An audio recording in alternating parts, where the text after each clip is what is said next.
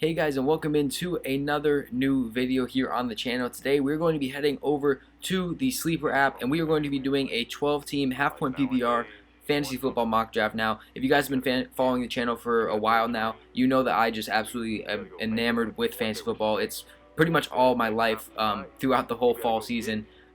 Pretty much, I mean, we have a big league on with a trophy. The winner gets a jersey from their best player on their team.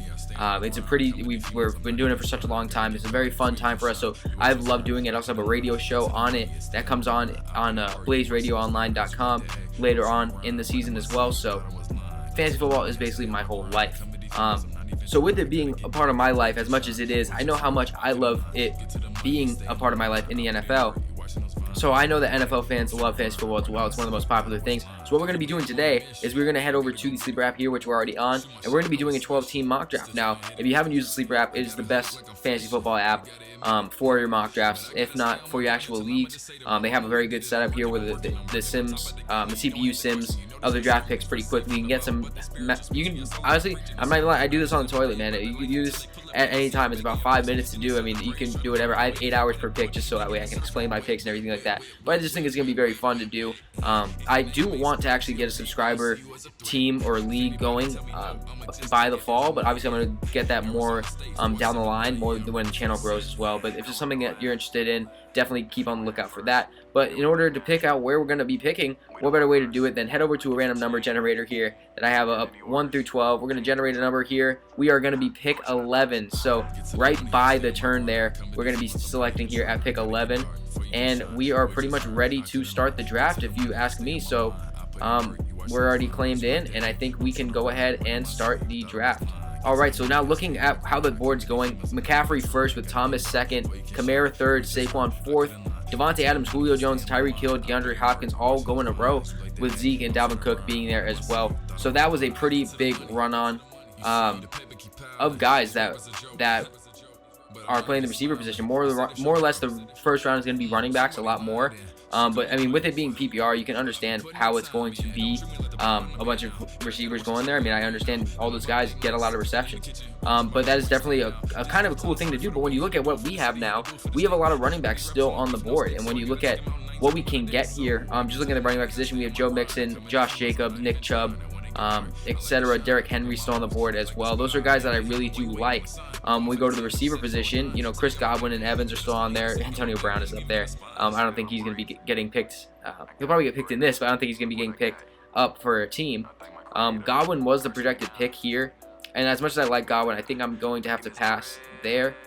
So when we're looking at who we have, I don't want to do Joe Mixon right now. I'm gonna be honest with you. Joe Mixon right now scares me just because, not because of his value, but just because of where he is as a player. He's not sure if he's gonna get his extension. He's ready to sit out if possible. So that's not really somebody I'm looking to get. I really like Josh Jacobs here. I think that he could be a solid pick here, as well as Nick Chubb. Nick Chubb might be a little bit worrisome compared to other guys just because of sharing the backfield with Kareem Hunt. We know when Kareem Hunt came back, Chubb's value went down just a little bit. Kareem Hunt was stealing some touches. Chubb was still a beast. But when you look at what we have here, I think that ultimately I'm between 3 guys here.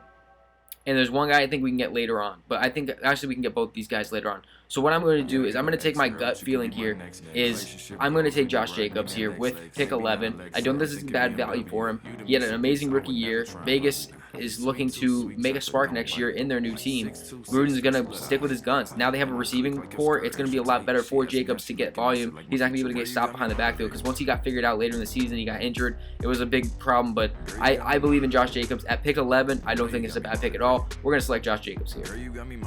So we see Mixon and Chubb go off the board there. And now when you look at where we are, round 2, this could be a spot where we go for a receiver.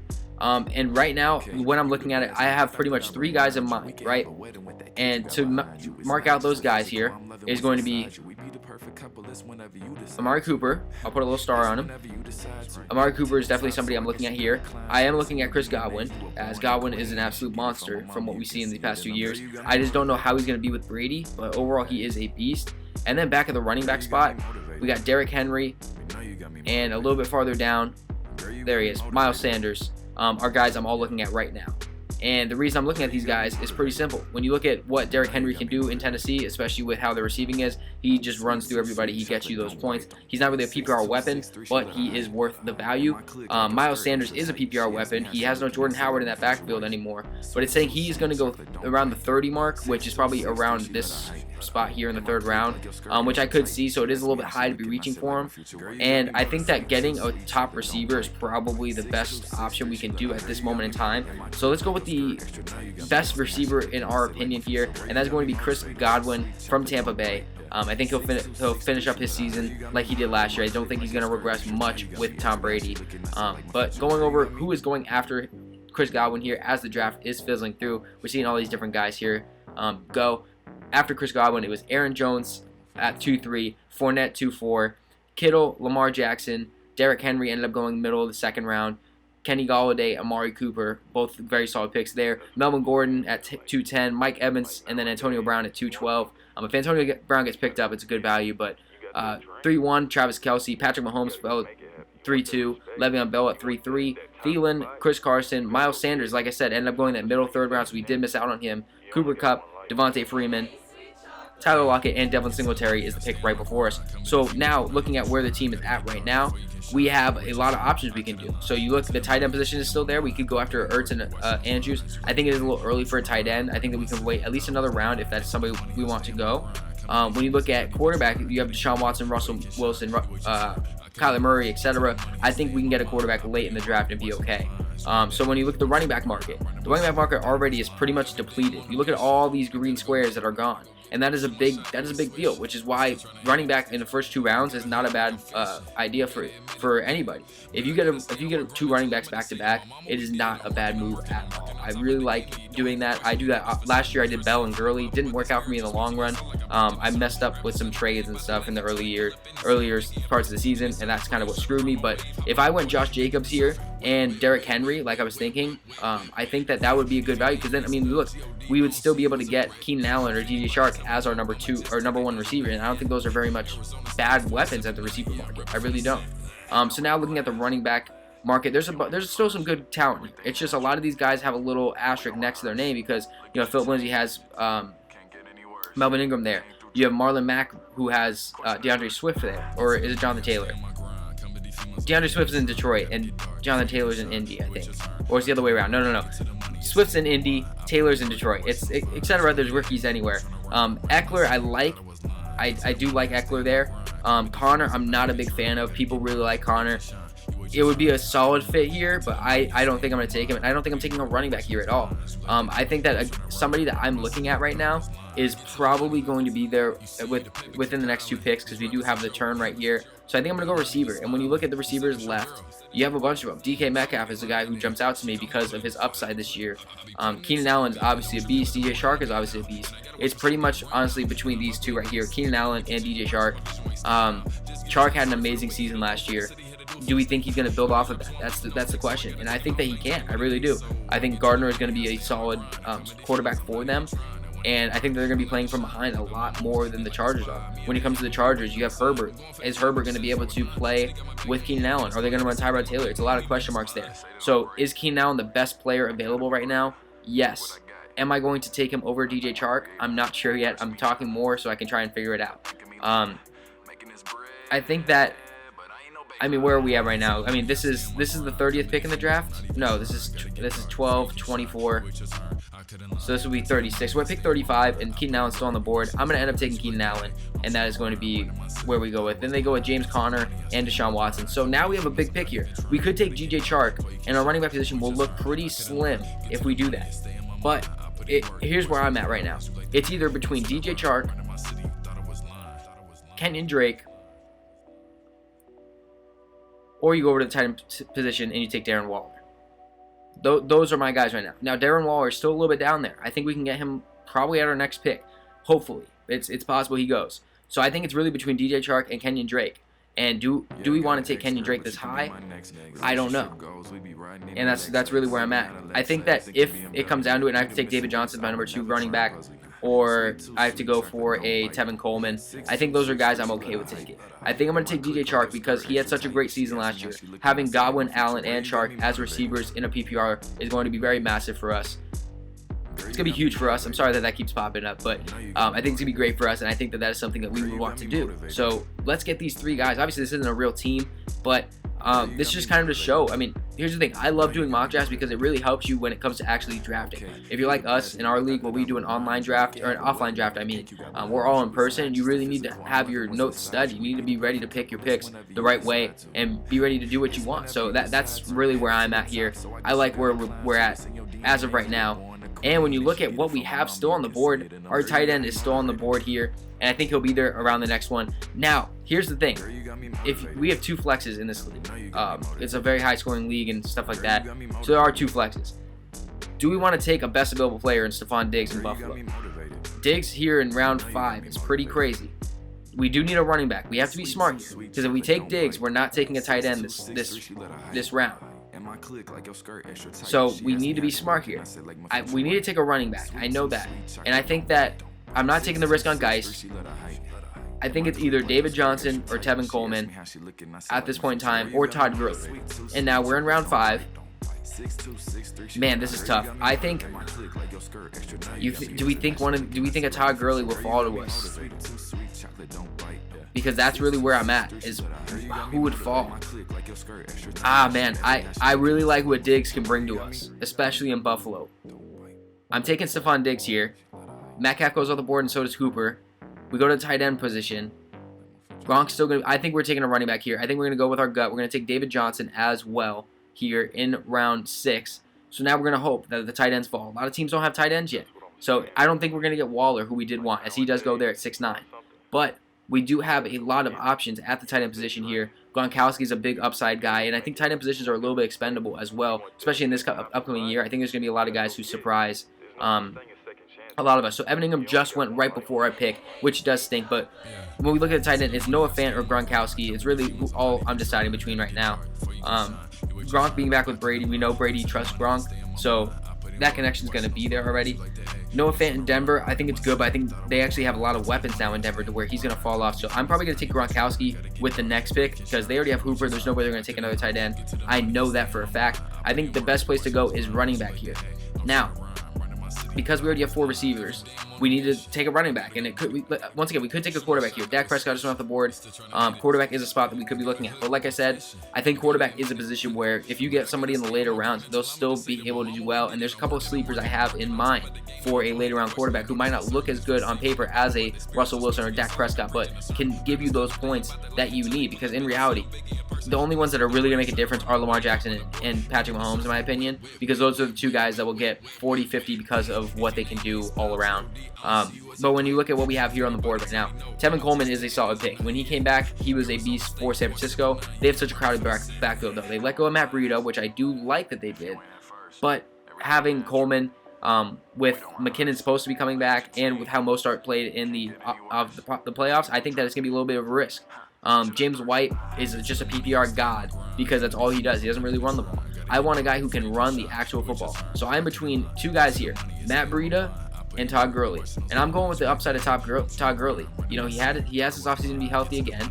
And he's in Atlanta, who I think is a very solid fit for him. Devontae Freeman, even after injury, produced pretty solid for them. So I like what he's going to be able to do for this Falcons offense. I mean, Julio, Calvin Ridley, they don't have Hooper anymore, but I think that Gurley dynamic is going to add a lot to them. I think they're going to be able to do some things with him to at least make him a little bit more fantasy relevant. So we have 3 running backs. We have 4 receivers. I like where we're at.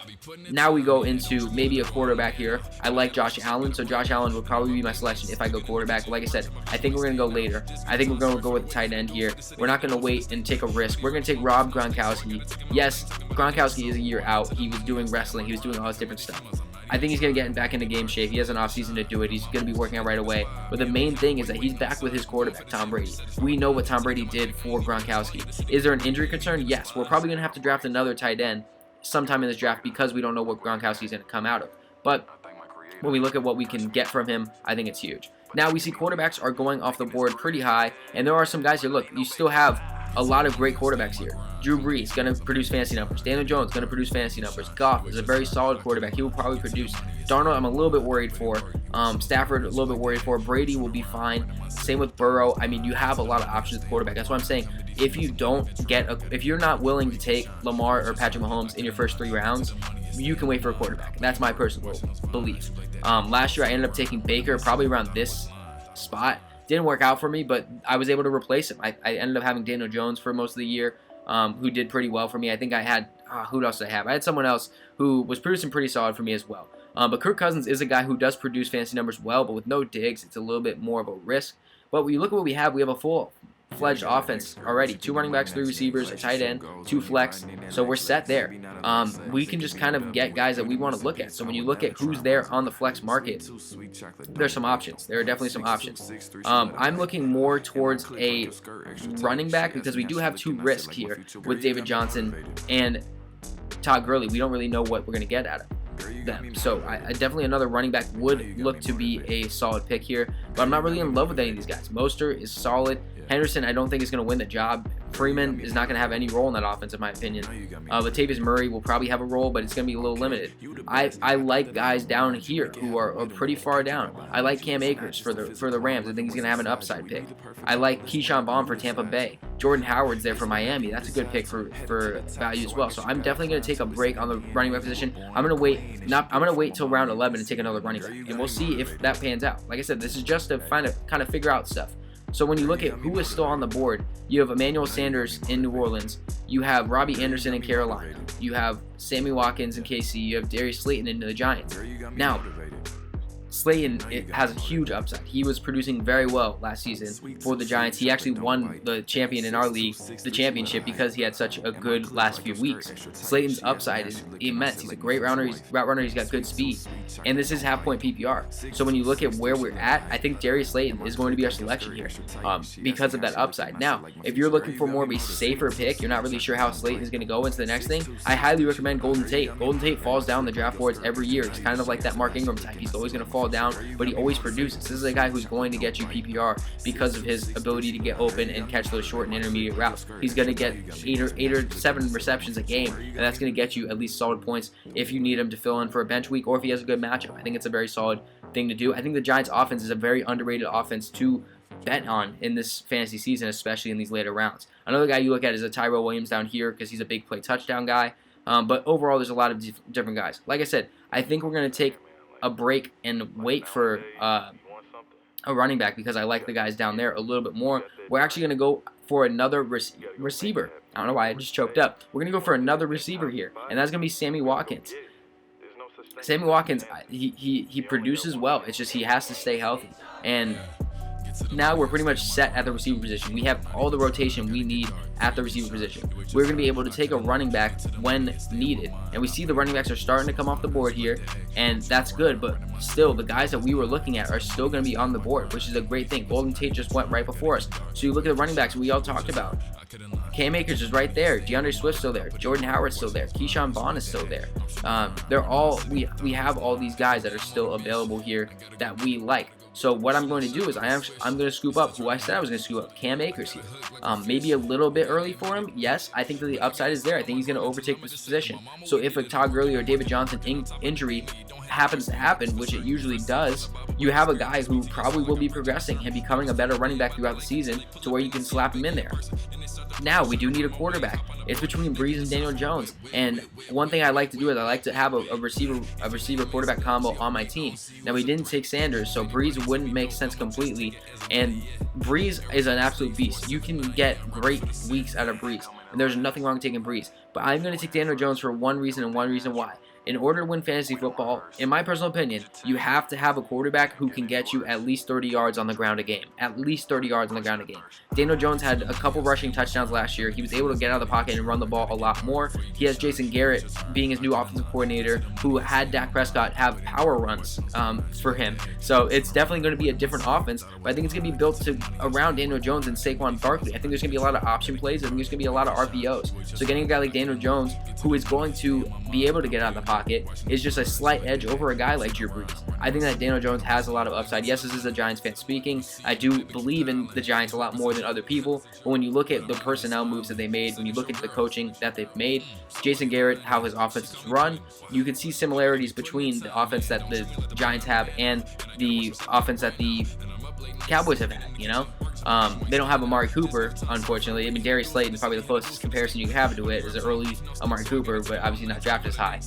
But they run a lot of similar offenses, so whoever you would bet on, if you like Dak Prescott, if you like Zeke Elliott, if you like getting Michael Gallup, you know, those are guys that you can get in a situation with the Giants, with Daniel Jones, with Saquon Barkley, with Darius Slayton. They're not as big of names, and on top of that, you have an Evan Ingram, which the Cowboys didn't have. You took Witten as a reception guy, but that's not what you really wanted from him. So I think it's definitely a solid foundation. I think Joe Judge is going to be a solid coach for them. They have all the personnel changes they made. Freddie Kitchens is there as an assistant. I mean, they have very good coaching staff here. We see some defenses coming off the board with the Patriots and Niners going. Those are very good defenses to go off the board. And when you look at defenses, I think that the Bills would be the next pick here.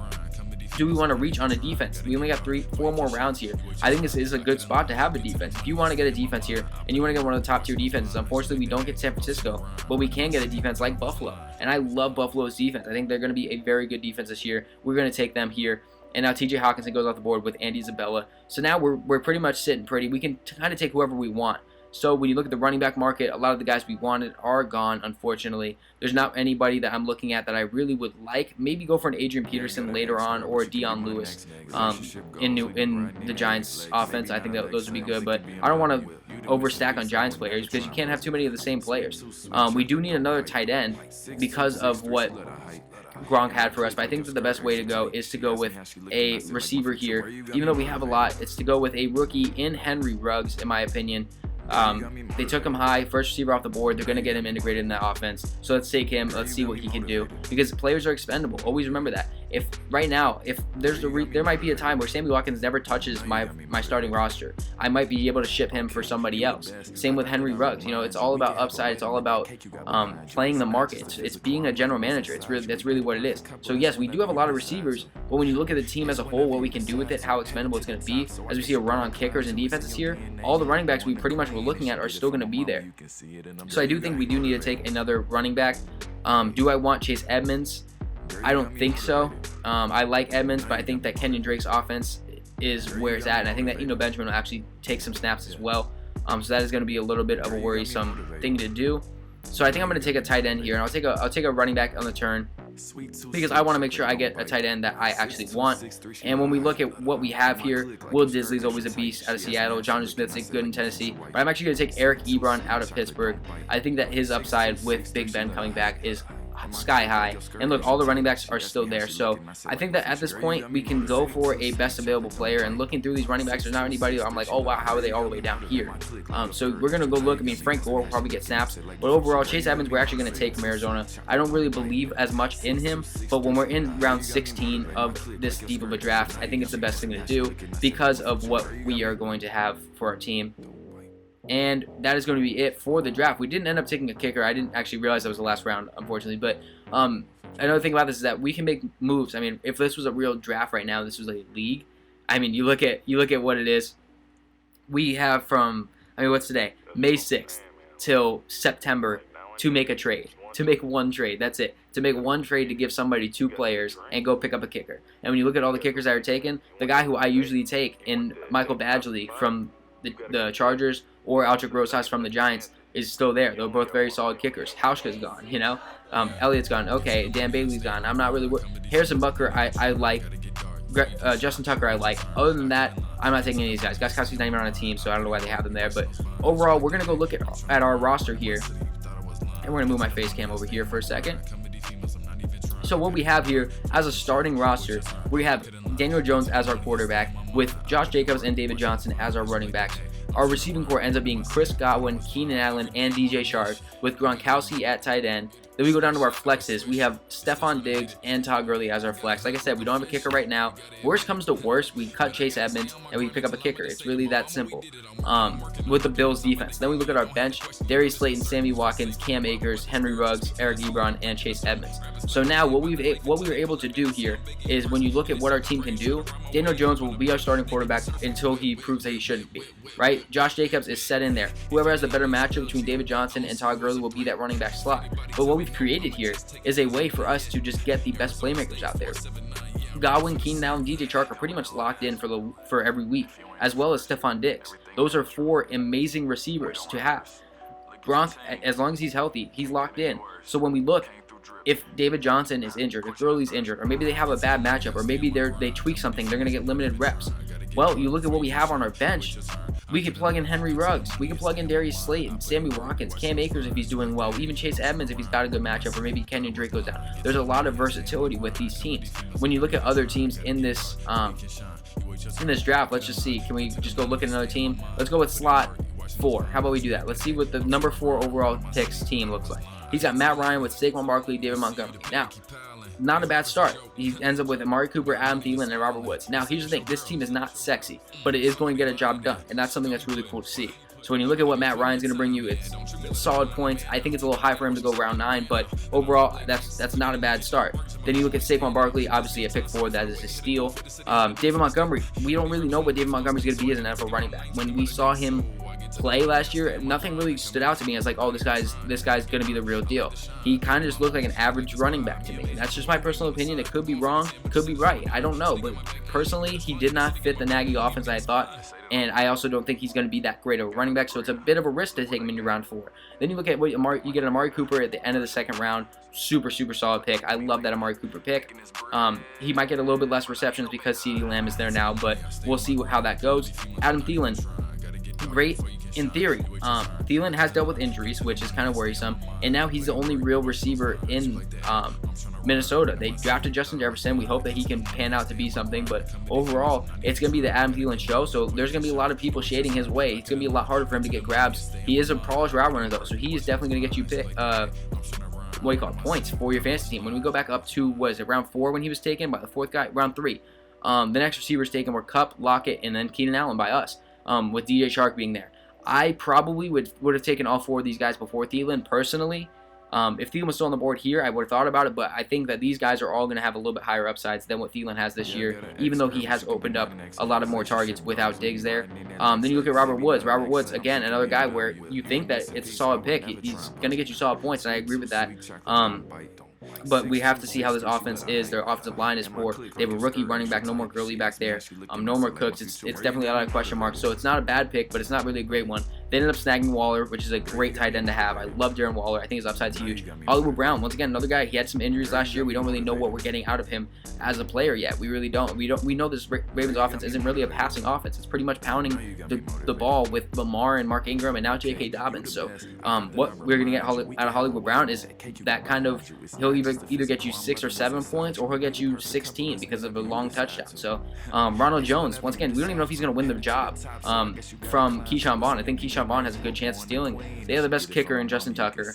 They got a really good defense in the Dallas Cowboys, but then even their bench, Jerry Jeudy I like a lot. John Ross I don't really like. Jared Goff I'm okay with. Jonathan Taylor I like, but I don't know how many reps he's going to get. And Goddard is a backup tight end, and that's what he is on your team too. So when you look at other teams who had a higher pick, I think that it's safe to say our team is a lot better on paper, at least at this point in time, than a lot of these other teams. So let me know what you think about this mock draft. This is a 12-team half-point PPR draft. If you did, of course, leave a like on the video. It does help me out tremendously, as it helps the channel grow. And if you want to see more fantasy football content, I am more than happy to do it because I love fantasy football. It's one of my main pride and joy. So if you ever want to talk fantasy football or anything, leave a comment down below and we'll definitely get to chatting. If a fantasy football league with me is going to be something that you would like to do, as the channel grows and stuff, we're going to get it started probably more closer to the start of the season, but I think it would be a great thing to do. I think that it would be fun to do. So definitely be on the lookout for that. But I'm going to have another one of these videos coming out probably tomorrow. I'm going to do one with a friend of mine who's going to hop in here, and we're both going to give our analysis on our picks and talk through it